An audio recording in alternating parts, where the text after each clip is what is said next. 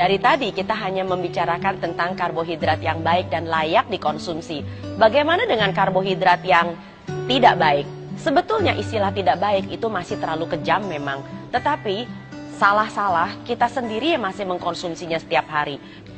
Gula adalah salah satu karbohidrat yang mempunyai nilai glycemic index tinggi yang semestinya sudah bukan hanya sekedar dibatasi, bahkan kalau saya nilai tidak perlu digunakan. Kenapa demikian? Karena kita sudah menggunakannya dengan cara yang terlalu berlebihan. Bukan hanya sekedar untuk membuat teh, membuat kopi, tapi juga untuk berbagai macam makanan yang kita bikin setiap hari di dapur.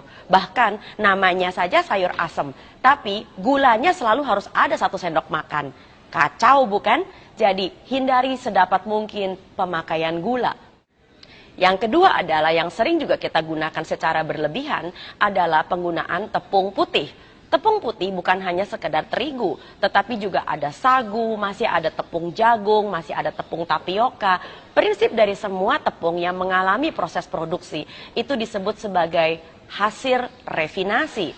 Bukan hanya tepung terigu, juga tepung beras. Mengapa demikian? Karena semua tepung ini dan produk gandum bukan dalam bentuk biji-bijian lagi, itu mempunyai nilai glycemic index yang masih tinggi dan sangat tinggi bahkan.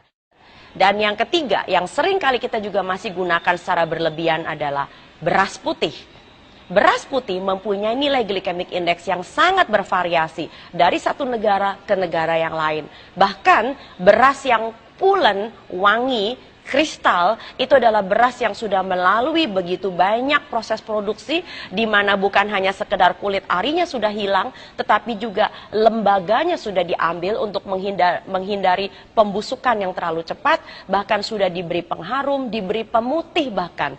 Sedemikian rupa sehingga beras kita sudah jauh dari bentuk aslinya yang semula.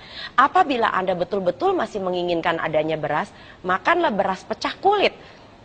Tidak hanya beras merah, tapi disebut sebagai beras pecah kulit. Beras pecah kulit itu adalah beras yang masih menggunakan proses penumbukan yang secara alami yang masih ada di kampung-kampung. Bukan melalui proses penggilingan dan proses refinasi. Dan yang keempat yang seringkali kita masih seringkali juga pakai secara berlebihan adalah penggunaan berlebihan umbi-umbian.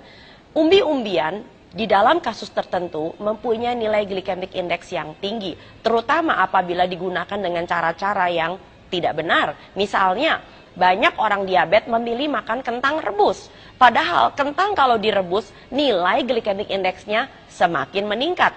Apalagi orang Indonesia, kentangnya rebus, lalu kemudian kulitnya dibuang. Nah, justru kentang yang masih ada kulitnya, itu masih membantu agar nilai glycemic index-nya tidak terlalu tinggi. Dari tadi kita juga bicara soal nilai glycemic index tinggi yang mengganggu kesehatan manusia. Memang ada apa sih dengan nilai glycemic index yang tinggi?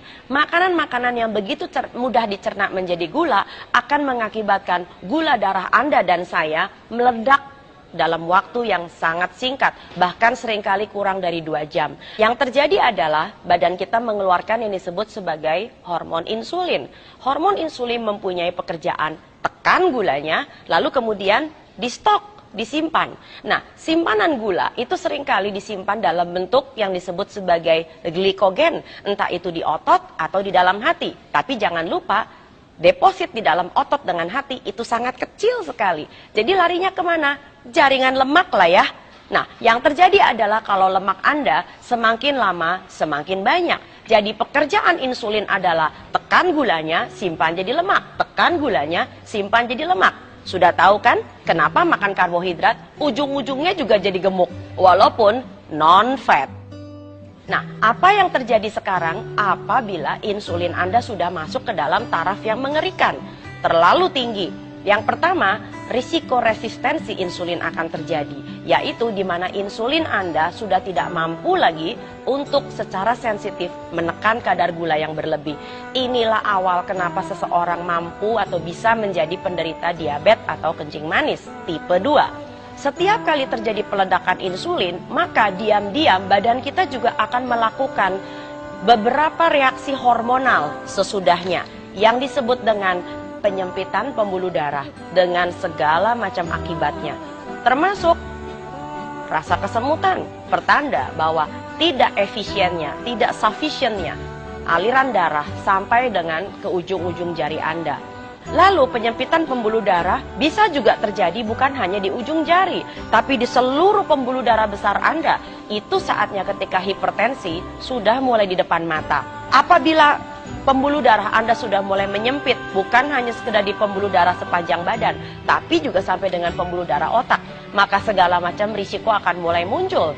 Dari stroke sampai pikun, sampai dengan pembicaraan yang kadang-kadang barangkali suka hilang atau melompat-lompat.